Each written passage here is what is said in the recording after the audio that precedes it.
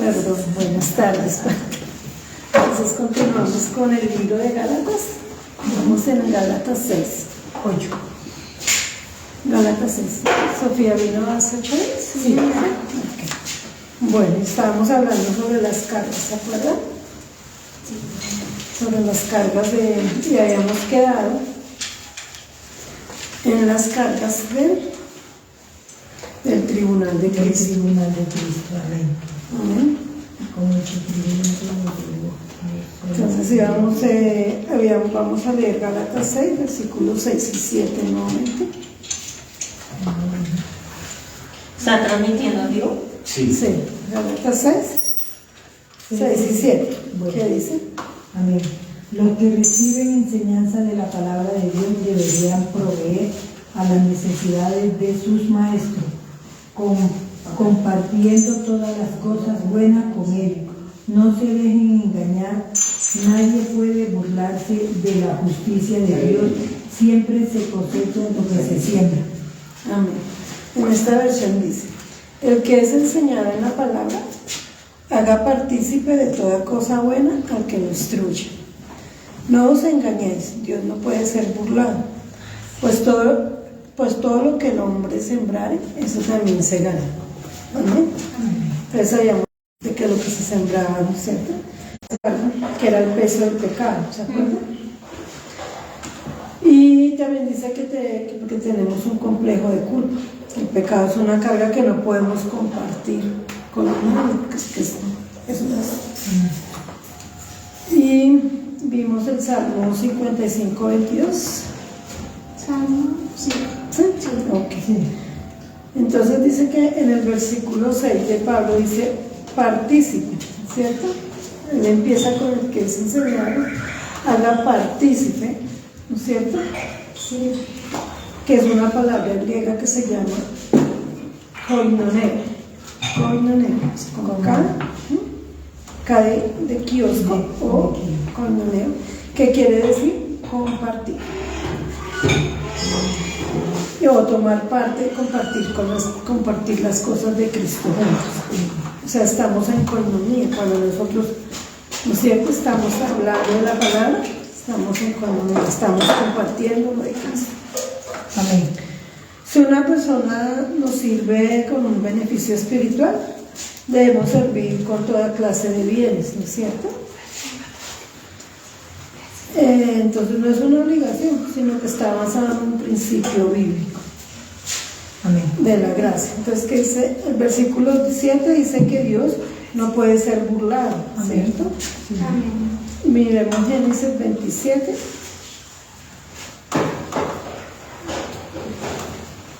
Pasa la gracias. Sí. Gracias.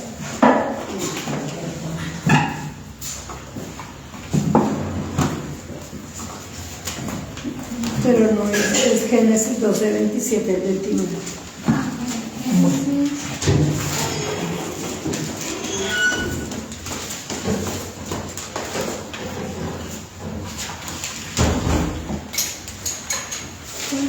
¿Del 27?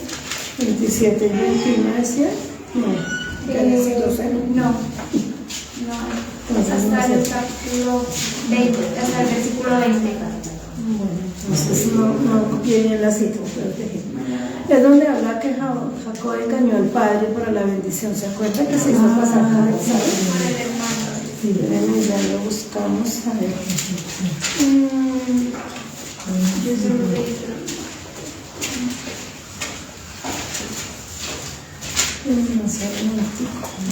Nacimiento de Jacob y Esaú. Entonces, si es Génesis 27, si es Génesis 27. Sí. Sí, Jacob Y del engaña a 27 Esaú. al 29.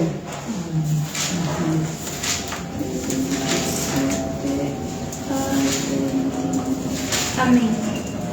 Dice: Jacob se acercó y le dio un beso. Isaac le olió la ropa y lo bendijo. Isaac dijo: miren, el olor de mi hijo es como el olor de un campo que el Señor ha bendecido. Que el Dios te dé mucho rocío del cielo, campos fértiles y abundancia de cosechas y vinos. Que pueblos te sirvan y naciones se inclinen ante ti. que tú gobiernes sobre tus hermanos y los hijos de tu mamá se arrodillen ante ti, que quienes te maldigan sean malditos y quienes te bendigan sean benditos. Amén. Entonces ahí dice que Jacob engañó al padre para la bendición. Pero eso que él sembró, porque es un engaño, fue patrocinado por la mamá, pero fue un engaño. Después el hermano lo persiguió para matarlo, ¿no es cierto? Amén. Y después él fue engañado.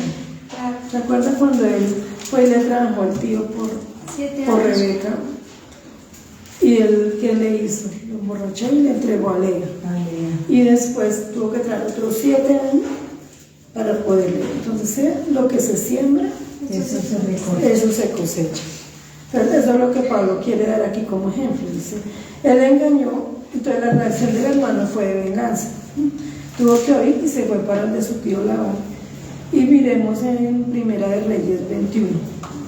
Otro ejemplo de la Biblia donde nos está mostrando de lo que se siembra se cosecha. Primera de Reyes 21.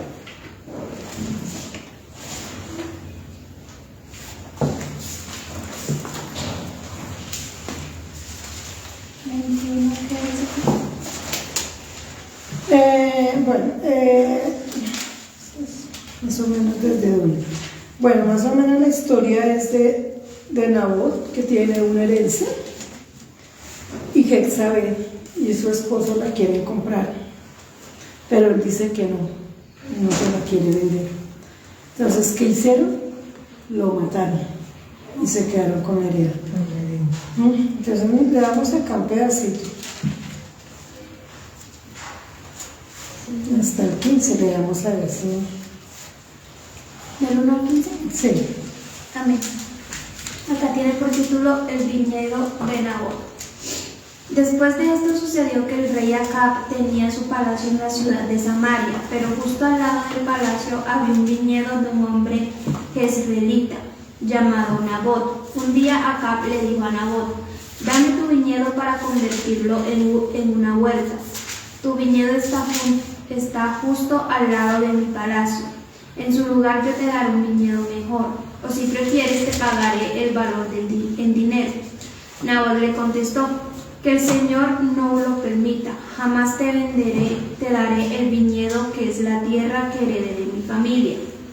Así que Acab regresó a casa furioso y de mal humor, porque no le había gustado lo que le había dicho Nabot, el hombre de Jezreel, quien dijo que no le iba a dar la tierra que había heredado de su familia. Acab se acostó y no quería ver a nadie ni comer nada. Jezabel, la esposa de Acab, entró a verlo y le preguntó: ¿por qué estás tan enojado? ¿Por qué te niegas a comer? Acab le contestó: yo le pedí el viñedo a Nabot, el hombre de Jezreel. Le dije que le pagaría un buen precio, o si él prefería le daría otro viñedo, pero Nabot no quiso darme el viñedo. Jezabel le contestó: pero si tú eres el rey de Israel, levántate y come algo, que yo me voy a encargar de conseguirte el viñedo de Nabot. Así te sentirás mejor.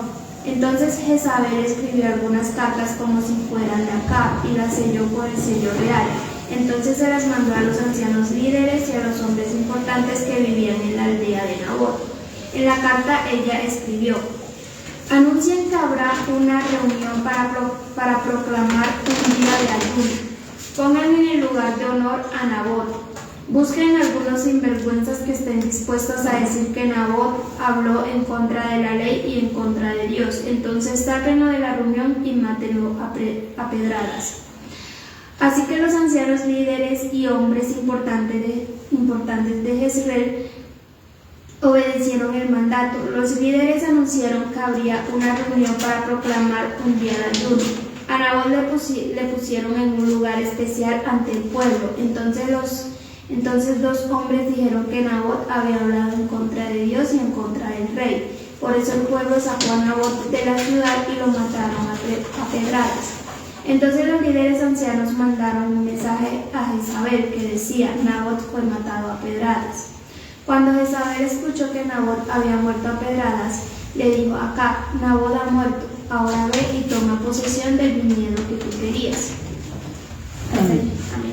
Y entonces eso llegó a a oídos de un profeta, después les profetizó a partir del versículo 20. Versículo 20. ¿Hasta dónde?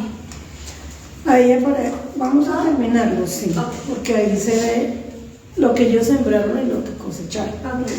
Dice, así que Elías fue a ver a Acab, y cuando Acab lo vio, le dijo a Elías, «¿De nuevo me has encontrado, enemigo mío?»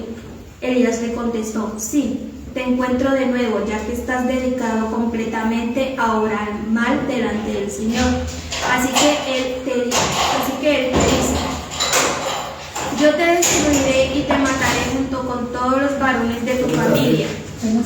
Haré con tu familia lo mismo que hice con la ley de Jeroboam, hijo de Nabat, y con la ley del rey Baasa, porque me hiciste enojar y has hecho pecar a Israel».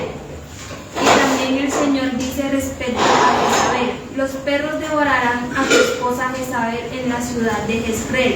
A cualquiera de tu familia que muera en la ciudad se le comerán los perros, y a cualquiera que muera en el campo se lo comerán las aves de rapiña». Nadie se dedicó a obrar tan mal delante del Señor como lo hizo Acab, incitado por su esposa Jezabel. Lo más horrible que hizo Acab fue adorar las estatuas de madera tal como lo hacían los amorreos, a quienes el Señor les quitó su tierra para dárselas a los israelitas. Después de que Elías terminó de hablar, Acab se puso muy triste, se rompió la ropa, se vistió con ropas ásperas y no comió nada. Hasta dormía con ropas ásperas y andaba deprimido. El Señor le dijo a Elías el profeta de Tisbe, «Veo que Acab se ha humillado ante mí, así que no le causaré dificultad mientras viva. Esperaré hasta que su hijo sea rey en su lugar, entonces traeré desgracia a la familia de Acab». Amén. ¿Sí? La mujer se le iban a comer los perros, y a él no, porque se arrepintió, pero la maldición iba para siempre. Eso fue lo que ellos sembraron. Todo porque él no les quiso vender una idea, pero es que Dios había dicho que no. Pero a veces sí ven lo que pasa. Pues, esos son ejemplos que sé que es un complot criminal para quedarse con la vida. Entonces ahí el desenlace fue de Primera de Reyes 22, ahí donde sigue, que 3 años pasaron y dice que hubo guerra entre los sirios y Israel. Y aconteció al tercer año que Josafat, rey de Judá, descendió al rey de Israel. El rey de Israel dijo a su siervo, ¿no sabes que Ramot de Galaad es nuestra y nosotros no hemos hecho nada para tomarla en la mano del rey de Siria? Y dijo Josafat, ¿quieres venir conmigo a pelear contra Ramot de Galaad? Y Josafat respondió al rey de Israel, yo soy como tú y mi pueblo como tu pueblo y mis caballos como tus caballos. Dijo luego Josafat al rey de Israel, yo te ruego que consultes hoy la palabra de Jehová. Entonces el rey de Israel reunió a los profetas, Hasta luego. como 400, los cuales dijo, iré a la guerra contra Ramot de Galaad o la dejaré. Y ellos dijeron, sube porque Jehová la entregará en tu mano el rey. Y dijo Josafat, ¿hay algún profeta de Jehová por el cual consultemos? Y el rey de Israel respondió a Josafat, y aún hay un varón por el cual podría consultar a Jehová, Micaías, hijo de Imala, mas yo le aborrezco porque nunca me profetizó bien, sino solamente mal. Porque ya lo acomodo de... Y Josafat no hable al rey. Así entonces el rey de Israel llamó a un oficial y le dijo, trae pronto a Micaías, hijo de Imala, y el rey de Israel, Josafat, rey de Judá, estaba sentado cada uno en su silla, vestidos de sus ropas reales, en la plaza junto a la entrada de la puerta de Samaria, y todos los profetas profetizaban delante de ellos. Y Sedequías, hijo de Kenaana, se había hecho más cuernos de hierro y dijo, así ha dicho Jehová, con estos acornearás a los sirios hasta acabarlos. Y todos los profetas profetizaban de la misma manera, diciendo, sube a Ramot de Galaad y serás prosperado porque Jehová le entregará en la mano del rey. Y el mensajero que había ido a llamar a Micaías le había Y le dijo, Aquí le habló diciendo, perdón, he aquí que las palabras de los profetas a una voz anuncian al rey cosas buenas. Sea ahora tu palabra conforme a la palabra de alguno de ellos, y anunciaban también buen éxito. Entonces, ahí vemos que hubo el desenlace, ¿sí? Que subieron y mataron al hijo de acá, porque esa tierra era una tierra del Señor. Entonces, eso fue lo que ellos sembraron y eso fue lo que recibieron. Bueno, entonces también dice que miremos Gálatas 6:8. Gálatas 6:8. Amén. Los que viven solo para satisfacer los deseos de su propia naturaleza pecaminosa cosecharán de esa naturaleza destrucción y muerte, pero los que viven para agradar al Espíritu del Espíritu cosecharán vida eterna. Amén. Esta versión dice, porque el que siembra para su carne, de la carne segará corrupción, mas el que siembra para el Espíritu, del Espíritu segará vida eterna. Entonces es de lo que cosechemos. Entonces cosechar vida eterna incluye el fruto del Espíritu Santo aquí en la tierra para la gloriosa vida eterna, que dice Primera de Juan 2:28.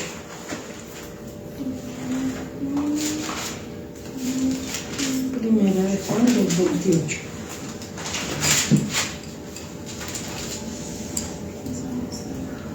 Bueno, en esta versión dice, y ahora, hijitos, permaneced en él, para que cuando se manifieste tengamos confianza, para que en su venida no nos alejemos de él avergonzados. ¿Qué dicen eso? Amén.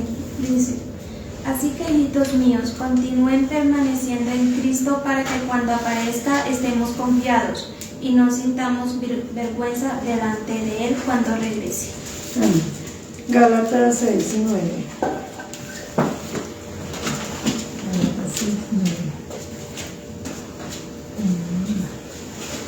Amén. Así que no nos cansemos de hacer el bien, a su debido tiempo cosechamos numerosas bendiciones si no nos damos por vencidos.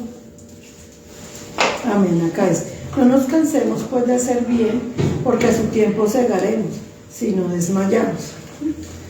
¿Y qué dice Isaías 55, 10, 11?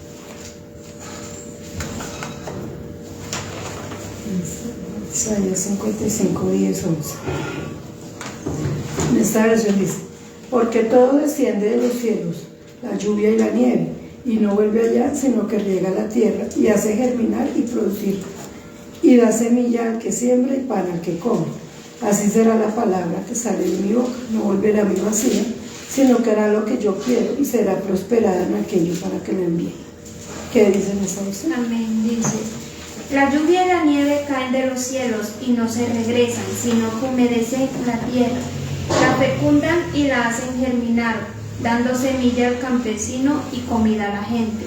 Así también pasa con mi mensaje, no volverá a mí vacío, sino que hará lo que yo quiero y cumplirá bien el propósito para el que lo envío. Amén. Entonces dice que sembramos la palabra de Dios, ¿no es cierto? La palabra de Dios nos habla de Abraham, que dice que él creyó y anduvo con él en la tierra de Canaán. El cananeo era malvado e idólatra. Al hogar de Abraham llegó su hijo Isaac y su padre lo llevó a la cumbre del monte, ¿cierto? En obediencia le iba a presentar al padre. Amén. Y él estaba en un pueblo que era idólatra, perverso, pero él no se dejó influenciar y estuvo firme en la palabra del Señor. Entonces dice también que Jocabed era la madre de Moisés. ¿Se acuerda que a ella le tocó hacer la comida y mandarlo por el río Nilo? Porque había un propósito de Dios. Amén. Y Dios también la ayudó. Y fuera de eso, la princesa la llamó y ella fue la que crió a su hijo. Y esa bendición de Moisés, porque tuvo la educación hebrea, pero también la egipcia, porque Dios lo preparó. ¿Y qué hizo Moisés cuando creció? No se quedó en Egipto, se rebeló. Y todo porque todos son propósitos de Dios. Entonces también dice que que ya estudió al niño, bueno, eso ya lo vimos. Entonces todo el sistema de Egipto estaba en contra de Jocabed, ¿no es cierto? Todo, Sí. porque ya era hebrea. Pero Dios le permitió estar allá, cuidar de su hijo y poderlo instruir en la cultura y porque él tuvo también los placeres y la filosofía de Egipto. Pero bueno, Dios sabe cómo hace sus cosas. Bueno, entonces ahora, ¿qué dice Gálatas 6:10? Amén. Por lo tanto, siempre que tengamos la oportunidad, hagamos el bien a todos, en especial a los de la familia de la fe. Amén. Eso se necesita tener el fundamento correcto, ¿no es cierto? ¿Cuál es el fundamento? Es Cristo. Nuestro fundamento es Cristo. Y en esas buenas obras, ¿no es cierto?, el Evangelio de la gracia. Amén. Y vivir controlados por el Espíritu Santo. Es Gálatas 6:11. Amén. Último consejo de Pablo. Fíjense que uso letras grandes para escribirle de mi propio puño y letra estas últimas palabras. Amén. ¿Qué dice en esa versión? Esa es la... Versículo que 11. Sí, 6:11.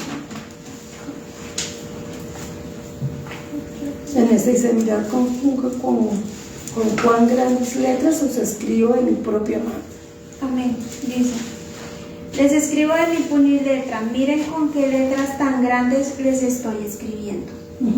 Entonces dice que esa carta a los Gálatas tiene 6 capítulos, ¿no? Que mientras la carta a los romanos tenía 16. Eso no significa que la carta, o sea, que escribía porque la carta era grande, sino le escribía con letra grande, pues por el problema de sus ojos, porque le tocó escribirlo. Él dice que él lo escribió con su puño y letra, pero como tenía problema, entonces él escribía con letras grandes. Dice aquí también que miremos, dice que era porque él tenía un problema de la vista en 2 Corintios 12:7. 2 Corintios 12:7.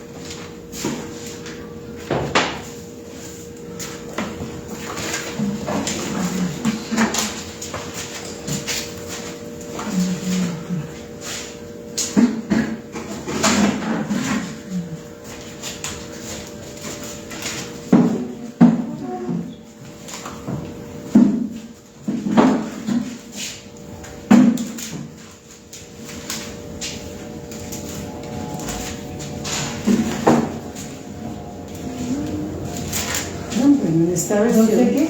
12 versículo 7. Amén.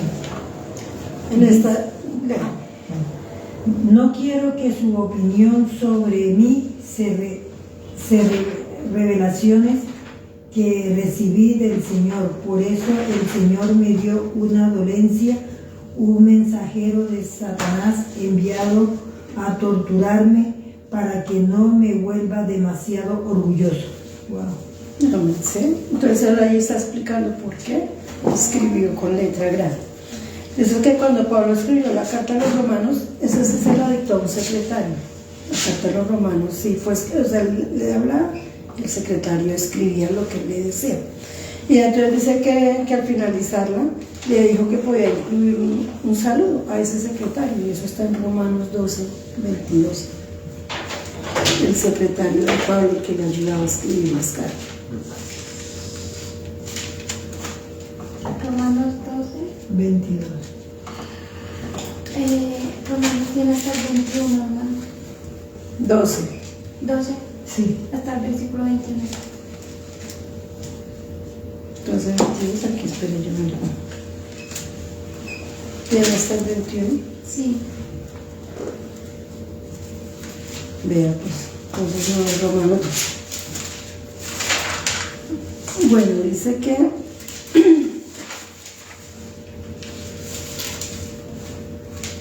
el secretario se llamaba, venga, si yo lo tengo por acá.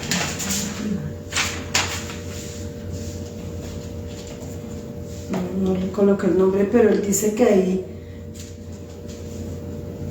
a en la 11 será. No, 11. aquí estoy en el 8.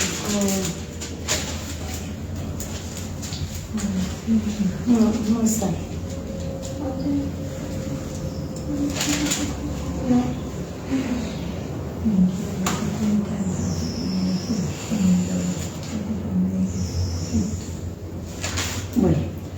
Bueno, pero entonces que les escribió la carta a los romanos, pues es finalizando Romanos, me imagino que finalizando ahí cuando él escribe. Será el 16. Era Erasmo. Ah, Sí, es el 23 del 16. el que dice Gallo, quien aloja y permite que toda la iglesia se reúna en su casa, lo saluda. Erasto. El director de obras públicas de la ciudad, y Cuarto, nuestro hermano, también lo saluda. Él era el secretario de Pablo. Entonces 16. Sí, ¿verdad? Entonces cuando escribió la carta a los Gálatas, él estaba enfadado porque había habido que estaban mezclando el evangelio con la ley. Cuando se hace esto, cuando él había hablado sobre el evangelio de la gracia, y estaba totalmente destruido, por eso él estaba bravo cuando escribió el libro de los Gálatas. ¿Se acuerda que les decía insensatos? Bueno. Entonces dice que así se sintió y escribió él mismo, como por eso en la última parte que escribió él mismo, porque él estaba enfadado por lo que estaba sucediendo con la iglesia. Que dice Gálatas 6:12. Amén. Los que tratan de obligarlo a circuncidarse lo hacen para quedar bien con otros. No quieren ser perseguidos por enseñar que solo la cruz de Cristo salva. Sí, él estaba enojado, les estaba diciendo, porque se estaban desviando totalmente. Entonces dice que, o sea, como vio que estaban también ejerciendo presión sobre los no judíos, ¿no es cierto? Que sí, es que se circuncidaran, que presión, o sea, que usted no puede ser libre si usted no hace eso, es usted. Entonces ellos estaban presionados también por las circunstancias. Y entonces aquí dice Pablo que entre los no judíos y los judaizantes esperaban evitar el enojo y la ira, o sea, para no pelear trataban como de sobrellevar las cosas. Entonces ellos eran legalistas, los judaizantes, y el legalismo para que no tuvieran problemas. Entonces, en ese tiempo el legalismo era popular, o sea, ya se volvió como costumbre, ¿no? Y entonces por eso Pablo estaba tan enojado, por eso les escribía con su puño y letra y les decía que por qué se estaban dejando desviar del evangelio de la gracia. Entonces él dice que el corazón humano la encuentra repulsiva y es una ofensa que se produce hacia la cruz, ¿no es cierto? Cuando usted retrocede, se vuelve legalista, está haciendo en vano la muerte del Señor. Gálatas 6:13. Amén. Ni siquiera los que luchan a favor de la circuncisión cumplen toda la ley. Solo quieren que ustedes se circunciden para poder jactarse de ello y decir a todos que ustedes son sus discípulos. Ellos se basaban en el sermón del monte, esos judaizantes, ellos según ellos cumplían eso. Entonces miremos en Mateo 5, versículo 17.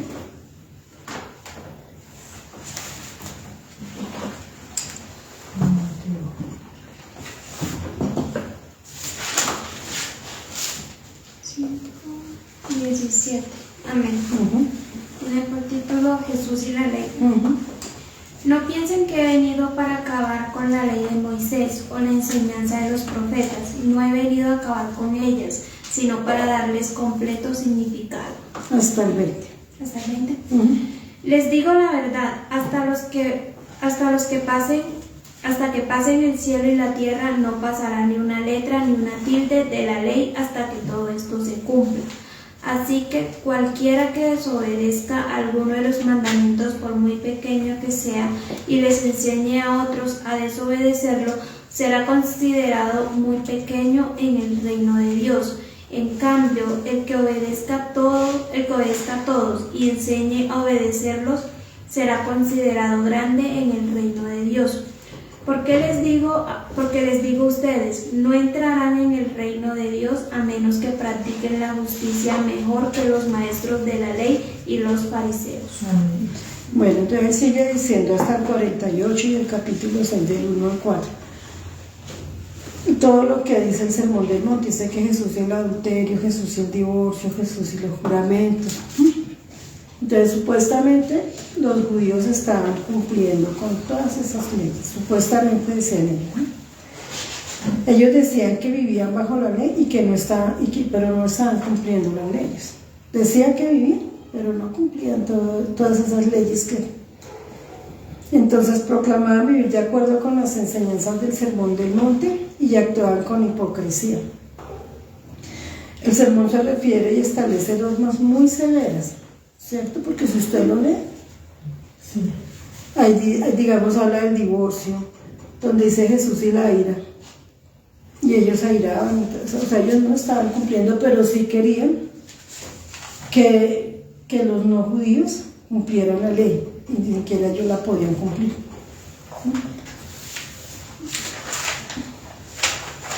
Entonces era una actitud de intentarlo simplemente, porque no se puede cumplir realmente. Hoy en día, si obedecemos realmente algunas, ¿no es cierto?, de las normas, obedecemos algunas, porque no las podemos obedecer. Por eso estamos bajo la gracia, porque realmente no se puede. Entonces la afirmación que hizo el Señor, si alguno se enfada con su hermano, que es ahí que dice Jesús y la ira, ahí dice. El 21, 22. Jesús, acá tiene por título Jesús enseña sobre la reconciliación. ¿Sí? Sí. ¿Todo o está? No, de ahí dice, ¿viste que fue dicho? Ustedes han oído que se les dijo a los antepasados, no mates, y el que cometa asesinato tendrá que responder ante un juez. Pero ahora yo les digo que todo el que se enoje contra otro tendrá que responder ante el tribunal. El que insulte a alguien tendrá que responder ante el consejo, y el que maldiga a otro tendrá que responder por eso en el fuego del infierno. Sí, ahí está Jesús hablando, ¿no es cierto? Dice que si con el solo decirle algo ya estamos pecando. Ahí dice, acá esa dice, pero yo digo que cualquiera que se enoje contra su hermano sea culpable de juicio, y cualquiera que diga necio a su hermano será culpable ante el consejo. Con solo decirle necio y enojarse. Tremendo, y ellos no cumplían eso, y nosotros tampoco lo podemos. En el versículo 26, ¿qué dice? Te digo la verdad, no saldrás de allí hasta que hayas pagado hasta el último centavo. Sí. O sea, ese sermón del monte, que es todo eso que vemos, sí, son, mejor dicho, condiciones que son difíciles para cumplir, ¿cierto? Otra declaración del Señor: si alguno mira a una mujer para codiciarla, ahí en el versículo 27. 27. Amén. Dice: ustedes han oído que se dijo, no cometas adulterio. El 28. Pero ahora yo te digo que si alguno mira a una mujer con el deseo de tener relaciones sexuales con ella, en su mente ya ha cometido pecado con ella. Sí. Con solo pensarlo. Con solo pensarlo. No lo han cometido, pero ya cometieron pecado. Ya está involucrado. Claro, porque la está codiciando en su corazón. Entonces, ellos tampoco cumplían esas leyes, y para nosotros también a veces es difícil, ¿no? Así es. Entonces dice que una posibilidad de cumplir con esas normas, o sea, nos falta, no somos sinceros. Si yo digo que cumplo eso es mentira, ¿cierto? Y vivir de acuerdo a los principios, pues uno trata, pero pues realmente la carne es carne. Siempre trata de hacernos retroceder. Entonces dice que ante tal forma de pensar, el apóstol Pablo pronunció la gran declaración en Gálatas 6:14. Amén. En cuanto a mí, que nunca me jacté de otra cosa que no sea la cruz de nuestro Señor Jesucristo. Debido a esa cruz, mi interés por este mundo fue crucificado y el interés del mundo por mí también ha muerto. Amén, Señor. Tenemos que llegar a la cruz y crucificarnos allá. Para poder, pues no podemos cumplir todo, pero sí nos podemos quebrantar, pedir perdón y tratar de vivir cada día pues con los principios, ¿no? No es fácil, pero se puede cumplir.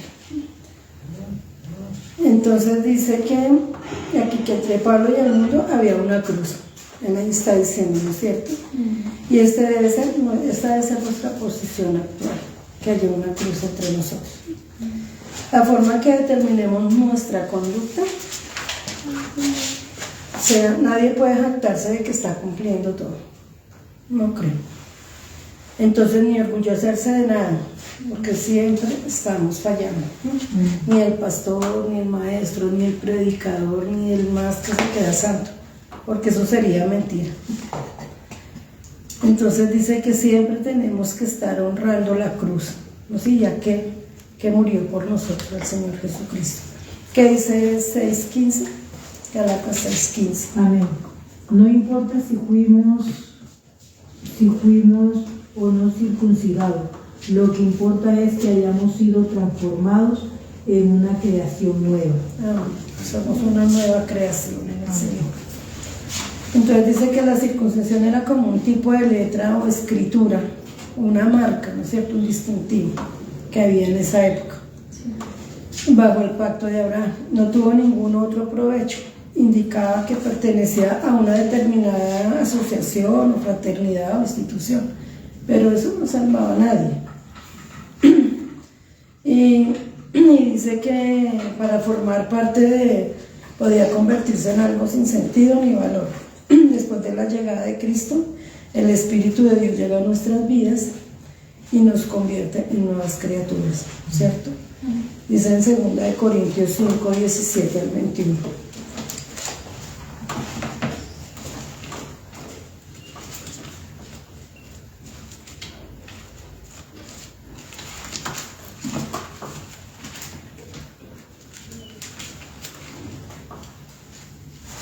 Corintios 5, 17 al 21. ¿Ya lo tiene? Amén. ¿Qué dice en esa versión? Dice: si alguien está unido a Cristo, hay una nueva creación, lo viejo ha desaparecido y todo queda renovado. Todo lo nuevo viene de Dios, quien nos ha reconciliado con Él a través de Cristo y nos ha dado el trabajo de reconciliar a toda la gente con Él. Lo que quiero decir es que a través de Cristo Dios estaba tratando de reconciliar al mundo con Él, sin tener en cuenta los pecados de nadie. Ese es el mensaje de reconciliación que nos encargó anunciar. Así que hemos sido enviados para hablar en el nombre de Cristo. Es como si Dios estuviera llamando a la gente a través de nosotros. Hablamos por Cristo cuando le rogamos a ustedes que se reconcilien con Dios. Aunque Cristo no tenía ningún pecado, Dios lo hizo cargar con los nuestros para que por medio de Él fuéramos la evidencia de que Dios está dispuesto a dar su aprobación a los seres humanos. Amén. En esta versión dice: de modo que si alguno está en Cristo, nueva criatura es. Las cosas viejas pasaron y aquí todas son hechas nuevas. Y todo proviene de Dios, quien nos reconcilió consigo mismo por Cristo y nos dio el ministerio de la reconciliación. Que Dios está en Cristo reconciliando consigo al mundo, no tomándoles en cuenta a los hombres sus pecados, y encargó a nosotros la palabra de reconciliación. Así que somos embajadores en el nombre de Cristo, como si Dios rogase por medio de nosotros. Os rogamos en nombre de Cristo, reconciliados con Dios. Al que no conoció pecado, por nosotros lo hizo pecado, para que nosotros fuésemos hecho justicia de Dios en él. Amén. Entonces, sí, ahí Pablo les está hablando. Pablo nunca hubiera tenido tantas dificultades con el legalismo, ¿cierto? Si no los hubiera confrontado. Pues hubiera ido en una corriente de ellos, no hubiera tenido tantos inconvenientes, pero como él los confrontaba, tuvo bastantes enemigos. Tuvo complot, quisieron hacerle de todo. Entonces dice que tuvo muchas dificultades con el legalismo de la época y hubiera presentado el evangelio, se lo hubiera presentado como religiosos como ellos, todos hubiera sido diferente, pero pues él fue firme siempre en la doctrina de la gracia, él nunca retrocedió y siempre presentó a Cristo. Entonces dice que estaba afirmado que el judaísmo era ineficaz para vivir la vida cristiana. Y el apóstol afirma que el Espíritu de Dios en la vida de una persona da una nueva naturaleza y que era esencial, que realmente tenía valor. Entonces vamos a leer Gálatas 6, 16 y 17. Nos quedan 3 versículos y acabamos. Que la paz y la misericordia de Dios sean con todos los que viven según ese principio. Ellos son el nuevo pueblo de Dios. De ahora en adelante que nadie me cause problema con esas cosas, pues yo llevo en mi cuerpo cicatrices que muestran que pertenezco a Jesús. Amados hermanos, que la gracia de nuestro Señor Jesucristo sea con el espíritu de cada uno de ustedes. Amén. Amén. Entonces él habla de las marcas del Señor Jesucristo, porque el Señor Jesucristo fue marcado, ¿no es cierto? Sí. Y el apóstol Pablo también, él fue golpeado, entonces él les mostraba sus marcas, dice Pablo: les deseo paz y gracia a todos los que vivieron de acuerdo con el mensaje de la salvación, por la gracia de Dios, por medio de la fe. La bendición fue dada para los gálatas, cristianos y los judíos que habían creído en el mensaje del apóstol. Les pidió que dejaran de causarles problemas y dificultades.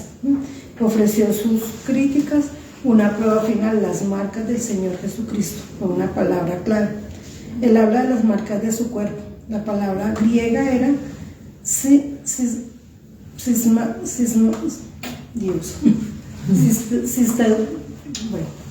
S-I-T-G, estigma, que significa cicatrices. Pablo fue golpeado por todo el cuerpo y representa los sufrimientos que había soportado por causa del Señor Jesucristo en la época. La palabra estigmatismo era usada en 3 formas. La primera, con un esclavo, ¿cierto? Cuando un esclavo se escapaba y lo encontraban, lo traían nuevamente y lo marcaban, así como hacen los ganaderos con el ganado, le ponen una marca.